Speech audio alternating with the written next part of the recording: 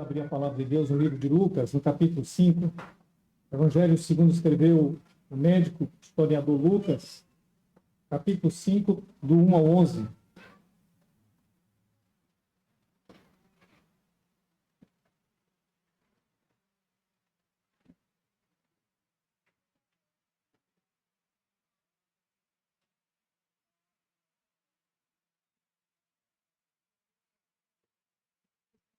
Diz assim, irmãos, a palavra do Senhor, Evangelho de Lucas, capítulo 5, de 1 a 11. Aconteceu que, ao apertá-lo a multidão para ouvir a palavra de Deus, estava ele junto ao lago de Genezaré. E viu 2 barcos junto à praia do lago. Mas os pescadores, havendo desembarcado, lavavam as redes.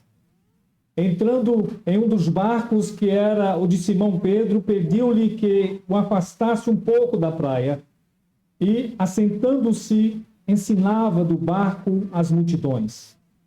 Quando acabou de falar, disse a Simão: faze-te ao largo e lançai as vossas redes para pescar.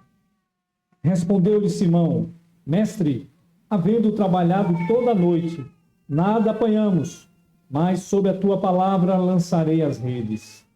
Isto fazendo, apanharam grande quantidade de peixes, e rompiam-se-lhes as redes.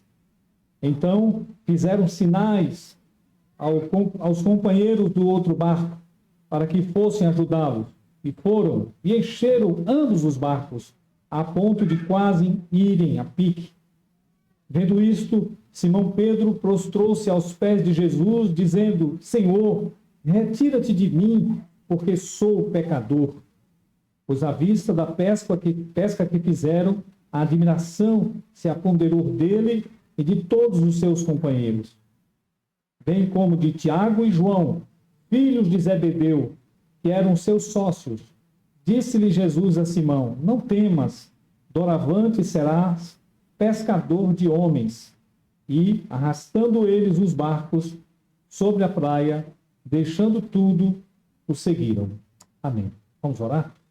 Deus eterno, obrigado pela oportunidade que temos, como povo do Senhor, reunirmos dominicalmente na tua presença, em culto, para adorar, para orar também, mas em especial para ouvir a tua palavra e dela aprender. Senhor, fala aos corações, especialmente me dê graça, porque tu sabes as nossas limitações, tanto para falar quanto para ouvir, mas pelo teu Espírito capacita a todos nós. Abençoe as crianças, Senhor, nossos filhos, netos, que o Senhor os ajude a crescer na graça e no conhecimento do Senhor, e de que de alguma maneira, pelo teu Espírito, que haja compreensão também para eles, Senhor. Que seus pais os ensines a reverência e o temor da palavra, que certamente aprenderão pela experiência junto com os pais. Mas muito mais pelo teu Espírito Santo que fala aos corações. É a nossa oração e petição, mais uma vez, em nome de Jesus. Amém. Meus irmãos, nada neste mundo é sem propósito, né? Todas as coisas cooperam para o bem daqueles que amam a Deus, todas estão debaixo do decreto de Deus, nada está fora do propósito de Deus. O Senhor faz todas as coisas conforme o seu querer e a sua vontade. E aqui nós temos um texto que relata isso, que mostra o chamado de Pedro e seu irmão André, e os irmãos também, João e Tiago, ou Tiago e João. Esses 4 praticamente foram os primeiros discípulos do Senhor, e eles, é mostrado aqui como aconteceu, não é? Como aconteceu. Lucas, ele anteriormente tinha mostrado Jesus na casa de Simão Pedro, em que ele cura a sogra de Simão Pedro. Porém, Marcos e Mateus mostram que o acontecimento na casa de Pedro, em que foi, ele, depois da saída da sinagoga, ele foi já certamente almoçar e passou toda a tarde na casa de Simão Pedro, quando ele cura a sogra, foi antes disso aqui, antes desse chamado. Lucas quis mostrar dessa forma, acrescentando detalhes que Mateus e Marcos não falaram. Por exemplo, Simplesmente Mateus e Marcos não relatam o milagre da pesca grandiosa. Simplesmente diz que Jesus passou pelo mar, vendo Simão, Pedro e André jogar as redes, chama-os para seguir e eles deixam tudo e seguem Jesus. E mais adiante encontra os dois irmãos, filhos de Zebedeu, Tiago e João, que também chama. Então é mais ou menos isso que fala Mateus e Marcos. Lucas quis acrescentar que houve, na verdade, uma grande pesca, uma pesca impressionante. E tudo parecia assim, despropositada. As coisas pareciam sem propósito. De repente, Jesus está pregando, ou melhor, está caminhando, uma multidão vai cercando ele, vai cercando, de maneira que vai colocando ele para a praia do lago Genezaré, ou do mar de Tiberíades, ou do mar da Galileia, tem muitos nomes, mas é um lago. E é um lago grande, né, de 20 quilômetros por 12, mais ou menos, então um lago realmente grande, por isso também denominado por mar.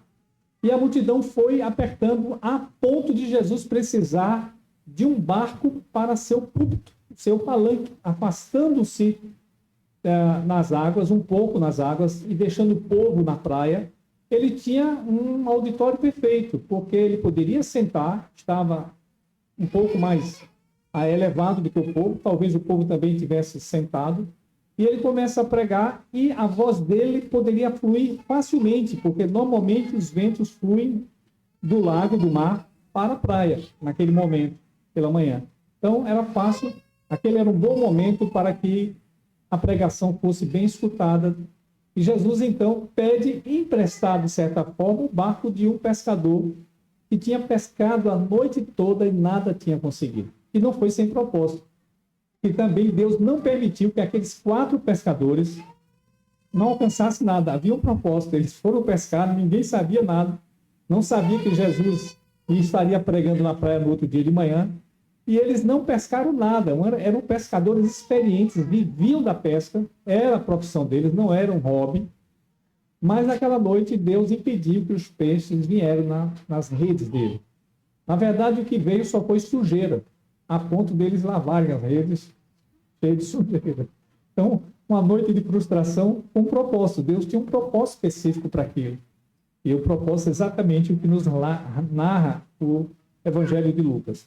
Ele mostra a figura principal do texto aqui, é exato Pedro, é Simão Pedro, ou Pedro, né? Inclusive, ele tem uma característica, ele chama de Simão, e lá por diante ele chama Simão Pedro, que é um adiantamento, de certa forma, da história, porque Jesus vai colocar o nome de Pedro depois, embora Simão é o nome dele em aramaico e Pedro é o nome em grego, né? Ele vai citar depois Pedro, depois tu se chamarás Pedro, não mais Simão, mas Pedro. E Lucas adianta aqui esse fato, né? Ele adianta porque a intenção dele não é exatamente uma ordem cronológica, mas uma linha de pensamento, de assunto que ele tem em mente.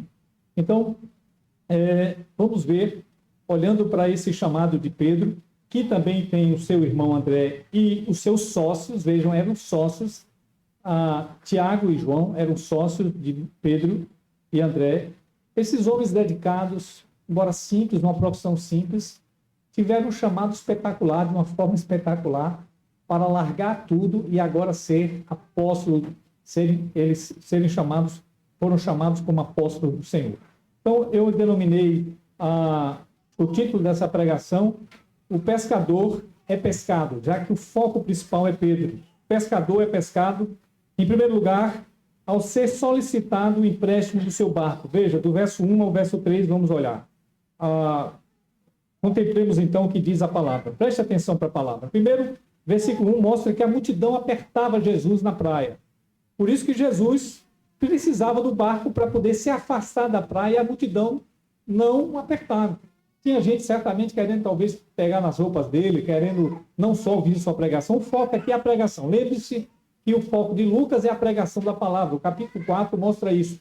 Começa com pregação e termina com pregação, e no meio tem ensino, pregação.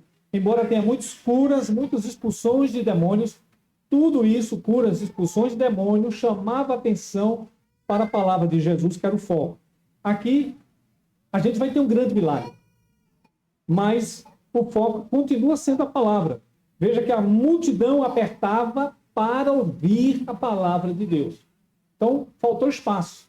Então, Jesus estava junto ao lago de Genezaré, tem vários nomes, né? Mar da Galileia, Mar de Tiberíades, tem vários nomes.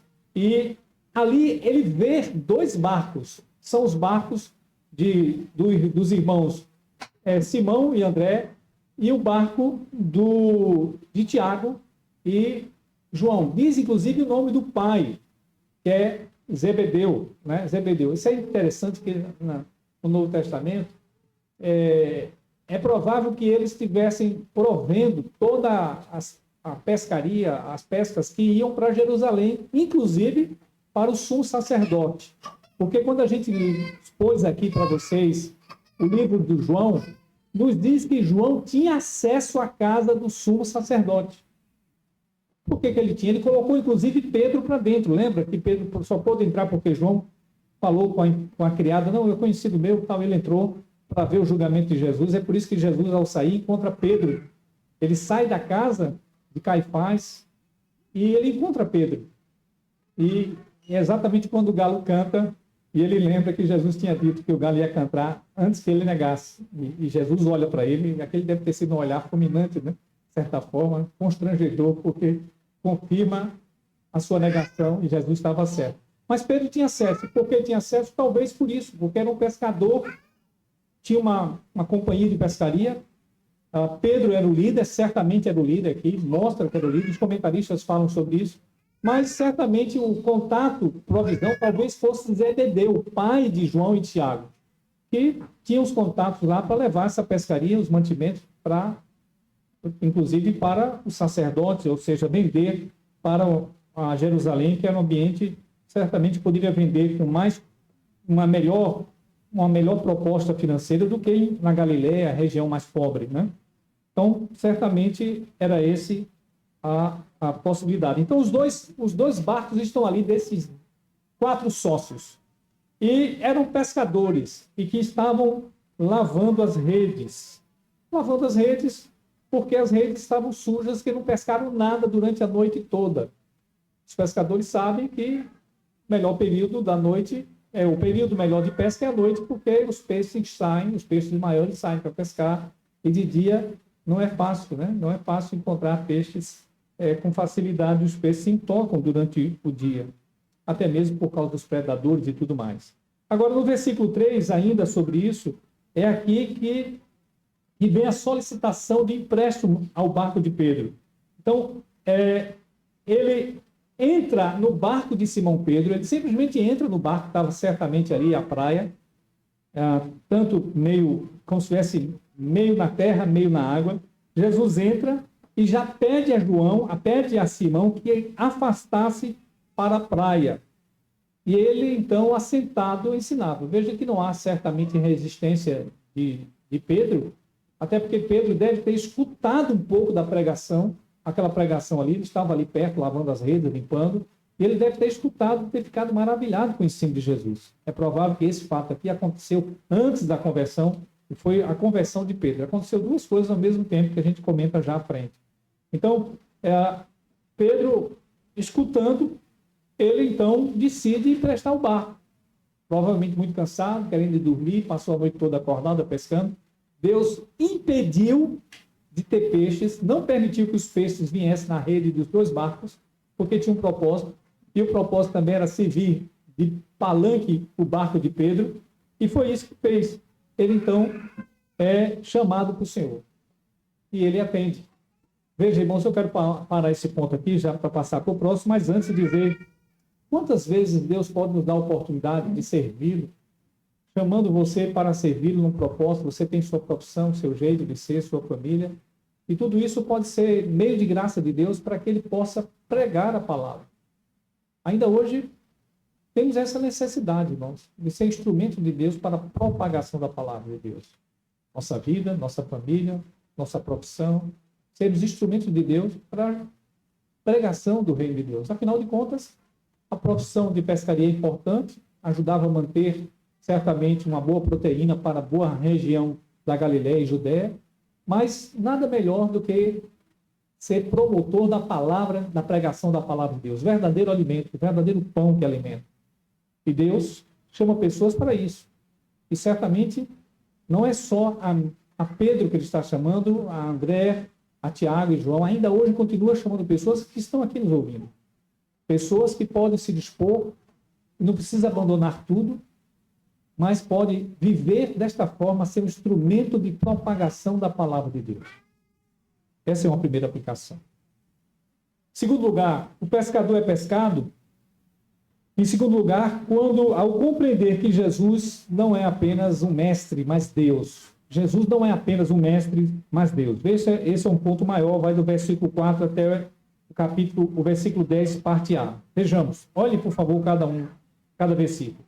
Veja que ele acabou de falar, Jesus acabou de falar, ficou grato certamente com a disposição de Pedro, não reclamou, disse assim, eu estou cansado, pede para outro aí, eu não vou não, eu estou chateado aqui, não pesquei, foi nada, estou irritado aqui.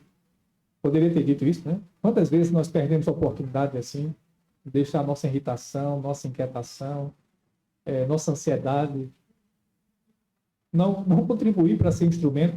Ele não faz isso, pelo contrário, ele cede. E Jesus termina de falar, e agora o Senhor disse a Simão, ele dá uma ordem a Simão, na verdade, lançai a rede para pescar. Veja que eles tinham acabado de lançar as redes, a rede já devia estar lavada dentro do barco, arrumadinha, né? Já para a próxima, quando fossem dormir de tarde, de manhã e da noite, novamente pescar, aquele dia não tem sido bom, estava tudo arrumado, mas agora um carpinteiro manda um mestre pescador do mar, um pescador famoso do mar, ordena para que ele lance as redes. É até estranho, né? Porque ele poderia ter dito, Senhor, o senhor é carpinteiro, eu sou pescador. O senhor está mandando pescar, eu pesquei à noite, não deu nada. Então não vai dar certo. Mas ele não resiste, né? Ele não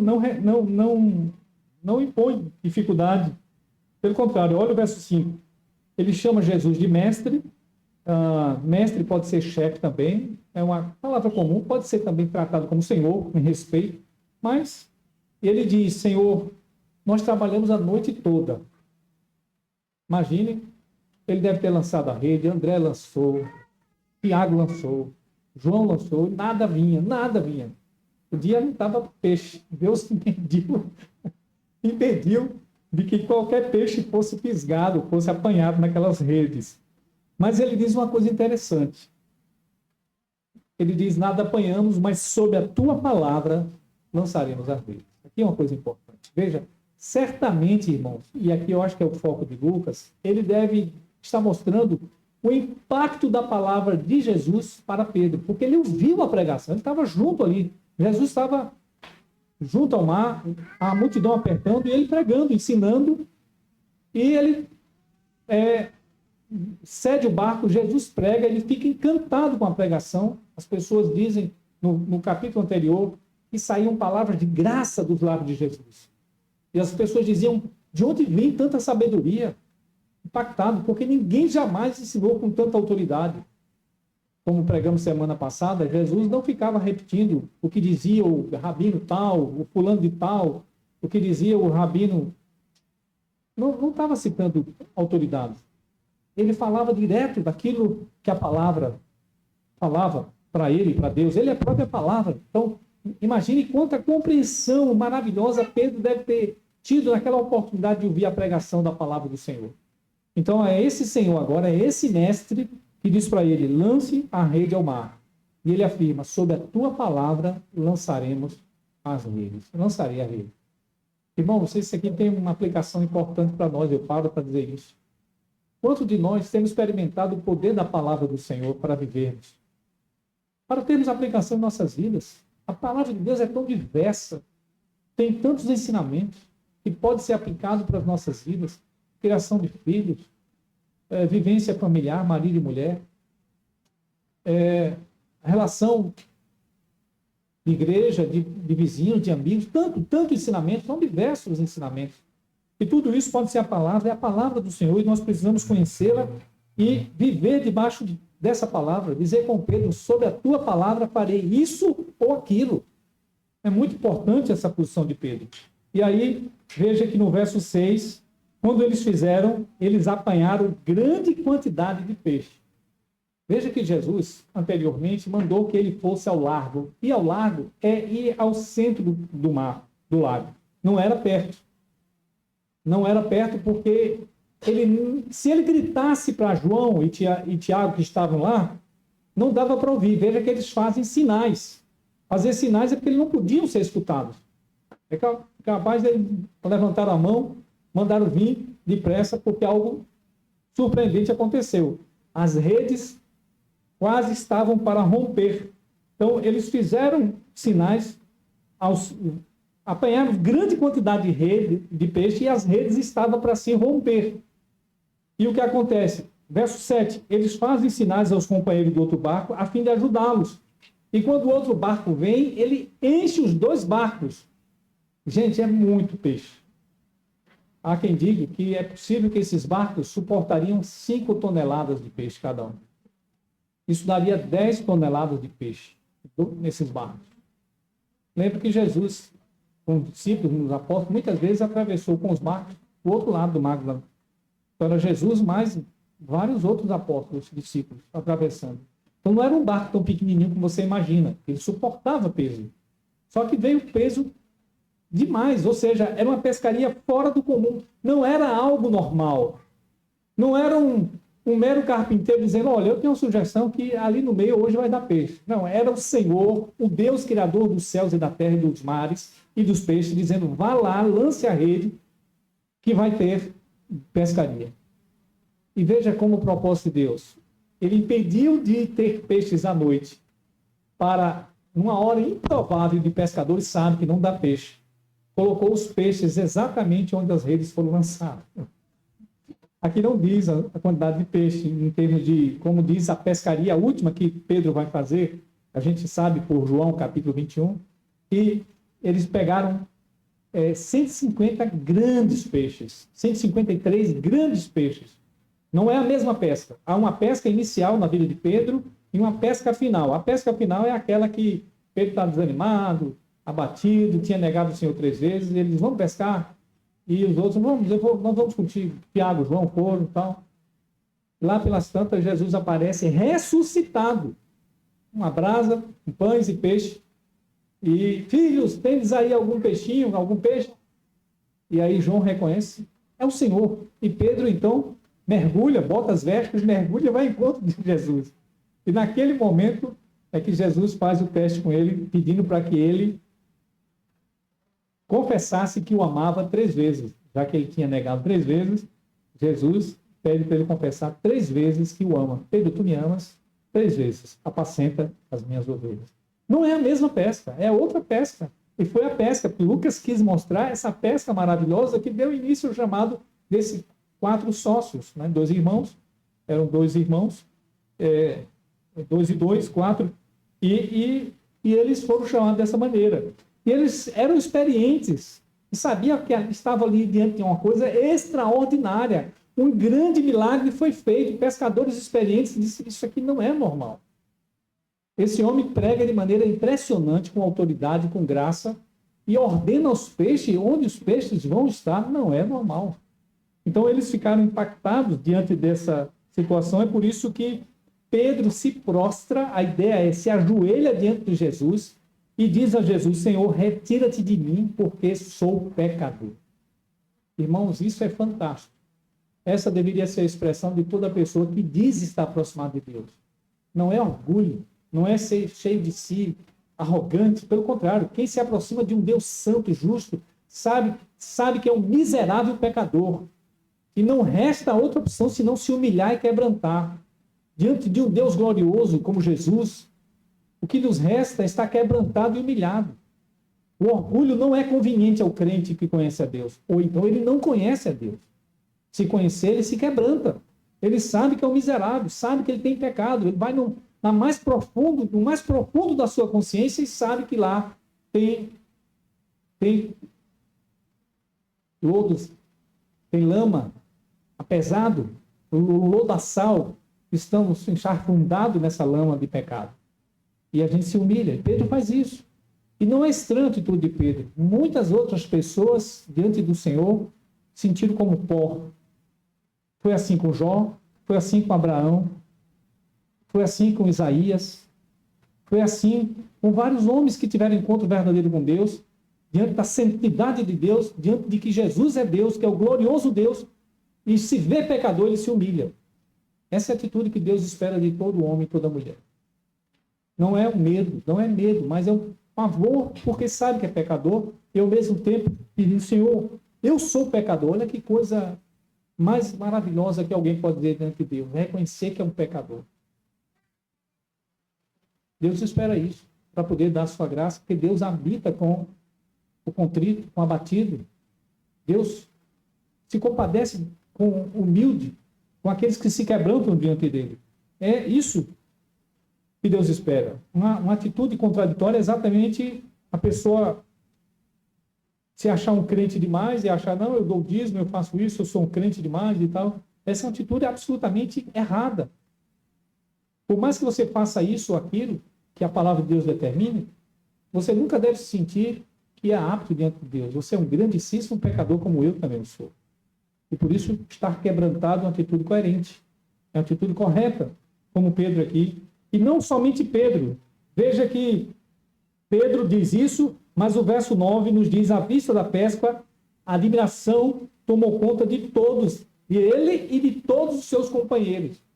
Os pescadores sabiam que estavam diante de uma coisa poderosa, milagrosa. Não era uma pesca fortuita, não era algo que aconteceu. Aconteceu.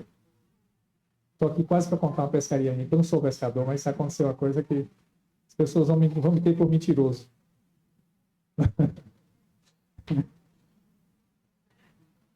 Vocês estão curiosos, né? Eu gosto muito de caçar. Gostava, né? Que foi proibido. Não posso. Não cacei mais depois que foi proibido, mas eu gostava muito. E naquele dia que eu estava morando em Petrolina, meu pai morava numa roça, tinha combinado de caçar com um parente, e desentendi um pouco com ele e resolvi não ir caçar. Fiquei chateado. E fui pescar. Minha irmã mais velha, meu irmão também um pouco mais novo, foi pescar. Eles gostavam de pescar, e eu não fui à caça, que era a minha preferência. E fui pescar. E entrei no barco, o barco estava atracado, né? Atracado é amarrado. Meu irmão e minha irmã pescando debaixo do engazeiro. Não sei quem conhece engazeiro, no Rio São Francisco. É um engazeiro. Dá um ingá, que inclusive é uma fruta, né? É doce, é uma vagem que tem um pouco doce. Eles estavam lá pescando, piaba, essas coisas pequenas, e eu joguei. Era uma garrafa de suco de uva, eu lembro, de caju, enrolado. Tinha um anzol e tinha chumbada é chumbo. E joguei, virado para o Rio São Francisco, e joguei. E fiquei de costa, meio triste. Porque eu não fui caçar. E de repente, eu resolvi enrolar a linha. Eu estava desanimado. Quero sair daqui, sol quente, bora aquele mormaço. Enrolei a linha. E quando eu virei que puxei, a história de pescador, né? Vocês vão... Tinha um dourado desse tamanho. Ele simplesmente... E um anzol era um anzol pequeno, era um anzol para pegar coisas, peixe pequeno. Não era um anzol pegar aquele, que tem tipo de anzol para peixe, assim, tamanho de peixe. E quando eu levantei o dourado, ele não se debateu. Eu botei em cima do barco, minha irmã estava ao lado, eu gritei. Ela com meu irmão surdo e mudo, tudo. Eu gritei para ela, Ana, olha o que eu pesquei. Quando o peixe se debateu e caiu. Foi impressionante, porque ele não se debateu antes. Ele caiu e eu estava com a faca, né? A faca que eu usava para caçar. E fiz o que tinha que fazer para imobilizar o peixe. Senão, eu não tinha como pular, o barco também era. Mas mobilizei e levei. Minha mãe preparou, naquele dia foi o almoço. E o parente que voltou da pescaria, da caça, não pescou muita coisa. Pescou alguma coisa, mas não tanto. E ele viu e todos comentaram, minha irmã testemunhou que aquela pesca foi... E ele disse, não, isso foi comprado. Mas é que a gente estava desentendido, ele disse que foi comprado, meu parente. não foi comprado, foi realmente uma graça. Então, veja, nesse caso, não teve na minha vida, nenhuma relação religiosa, porque eu não estava ali, né, pensando nisso. Eu já li a palavra do Senhor à época, mas não. Mas eu acho que foi uma graça de Deus poder me aliviar um pouco da tristeza, né? Mas o fato é que essa é uma pescaria surpreendente. Eles estavam diante de uma pescaria surpreendente, muito grande, e eles se admiraram, seus companheiros. Era uma coisa realmente notória. E o que aconteceu é que, junto com eles, verso 10, veja, por favor, a parte A, estão Tiago e João, filhos de Zebedeu. Não é dito aqui se o seu irmão André, mas os textos correlatos de Tiago, ou melhor, de Marcos e Mateus, fala de André. Tá? Aqui não cita, Lucas não quis, não sabemos porque não citou André. Fala que Pedro está junto com alguém no barco, mas não diz o nome de André. Pois bem, é isso aí. Veja que o fato de compreender que Jesus é Deus, meus irmãos, deve nos levar a um quebrantamento. Estar humilhado na sua presença deve nos levar, inclusive, a pedir misericórdia. E ele não quer que você se afaste dele. Não, você não precisa se afastar. Nem precisa pedir que Jesus se retire da sua vida. Não precisa também. Pelo contrário, ele não veio para condenar. Jesus não veio para condenar. É claro que a sua glória, a sua luz revela o nosso pecado. Mas, ao se aproximar da luz, você pede para tratar o seu pecado. Veja que João diz isso. As pessoas que não são da luz não se aproximam da luz para não serem arguídas das suas obras. O crente se aproxima da luz para que a luz possa iluminar, veja onde está sujo, ele possa dizer: Senhor, me lava, me limpa. Eu não consigo ser santo, me limpa. E ele vai limpar. Ele, pelo seu sangue, vai nos lavar, vai nos perdoar, vai nos ajudar. Terceiro e último lugar, irmãos. O pescador é pescado, em terceiro lugar, ao ser comissionado para ser pescador de homens. Dê uma olhada agora na parte B do versículo 10 e 11. Só 2 versículos. O que é que nós temos aqui? O Senhor diz no versículo 10, parte final do versículo 10, parte B: não temas, você agora doravante serás pescador de homens. É curioso, olha só, o pescador foi pescado. Todo aquele propósito de não pescar à noite, não ter pescaria à noite. Não só um pescador, mas 4 pescadores foram pescados. E depois de ceder o barco emprestado, Jesus, comentarista que diz que Jesus quis presentear a dádiva de Pedro de ceder o barco com aquela pescaria fabulosa, embora isso não foi o propósito. Ele não ficou com os peixes. Ele deixou tudo abandono. Mas é claro que se viu, os peixes não foram jogados fora, foram aproveitados. Mas veja, o fato é que agora o Senhor diz para ele: não temas. É a palavra que ele usou muitas vezes para os homens do Velho Testamento que tiveram medo. Não só do Velho, do Novo Testamento. Lembra que o próprio Zacarias e a própria Maria, diante do anjo Gabriel, ficou em pânico. E ele disse: não temas. Então, o Senhor também disse: não temas. Doravantes, ou daqui por diante, você será pescador de homens. E isso é fantástico, porque no original a gente tem uma ideia melhor, porque o verbo lá, o termo usado melhor no grego, a ideia é de pescar homens para a vida. O termo usado é um termo que não é para a morte. Enquanto que ele era pescador, pegava peixe para a morte, os peixes morreriam para alimentar a vida deles. Agora, os homens que ele pescaria seriam homens que estariam da morte para a vida. É um termo que leva a essa compreensão. Você vai levar gente da morte para a vida. Vai pescar homens para viver. Para viver. É isso que o Senhor está dizendo. E o que é que diz o verso 11, encerrando? Então, veja que eles arrastam o barco para a praia. Veja, não, larga o barco lá. Não, pescou. Vai ter gente aproveitando. Certamente, Zebedeu, talvez fosse aí o que mantinha o contato com as autoridades de Jerusalém, aproveitou toda aquela grande pescaria e serviria, inclusive, para manter esses pescadores. Porque se eles estavam abandonando o barco com as redes e tudo mais, deixando os empregados de Zebedeu, os empregados deles, eles precisariam do rendimento para poder fazer a vida de serem discípulos do Senhor, apóstolos do Senhor, abandonando seus lares. Lembra que o próprio Pedro dizia: Senhor, nós deixamos nossos lares, nossas casas, nossas famílias. Ele falou isso por 3 anos. Eles fizeram um intenso seminário com Jesus Cristo, andando com Jesus Cristo. É claro que não abandonaram a família no sentido financeiro.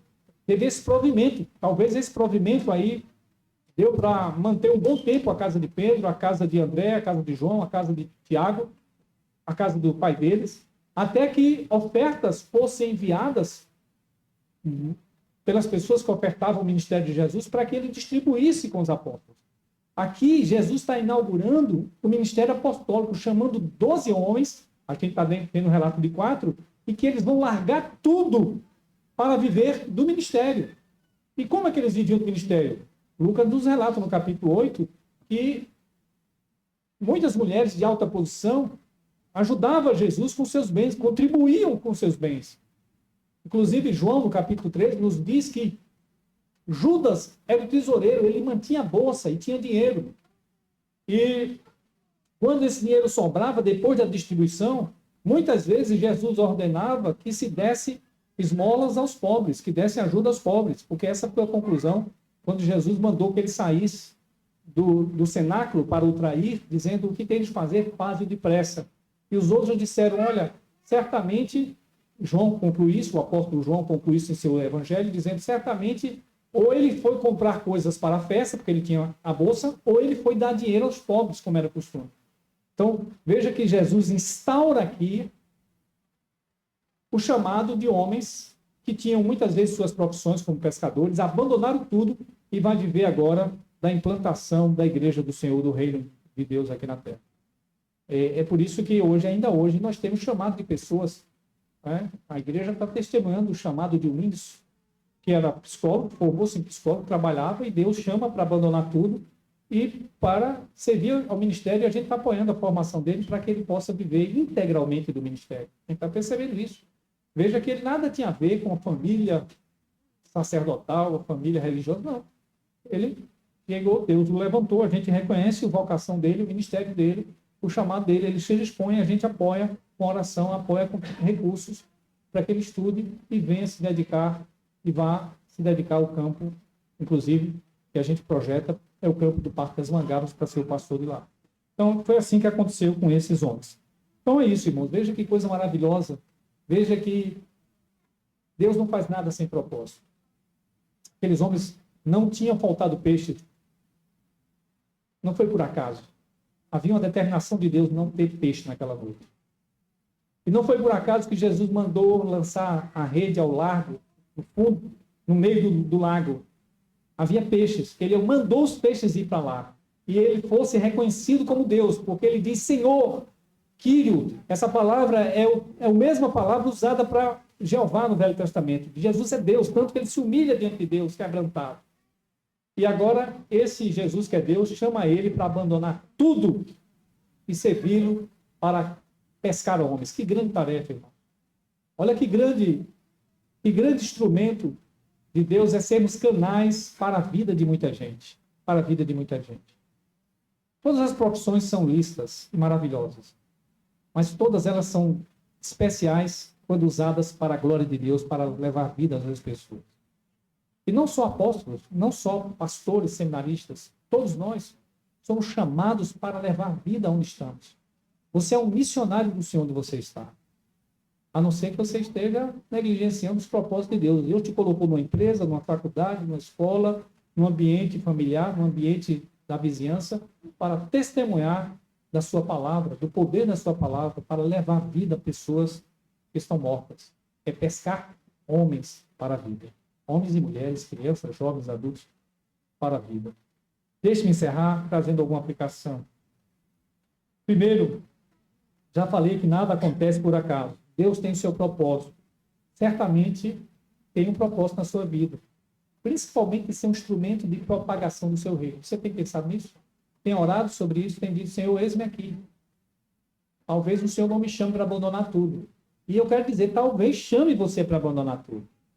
Talvez chame você para abandonar tudo. Cabe a você orar. Eis-me aqui, envia-me a mim.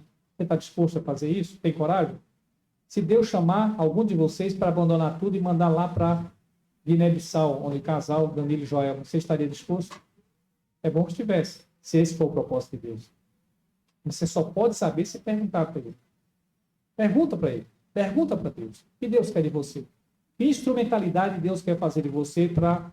Talvez ele não vai pedir para você, não tenha medo de perguntar. Talvez ele não vai dizer, não, o chamado de abandonar tudo não é para todo mundo, não. Senão, a gente não teria essa igreja.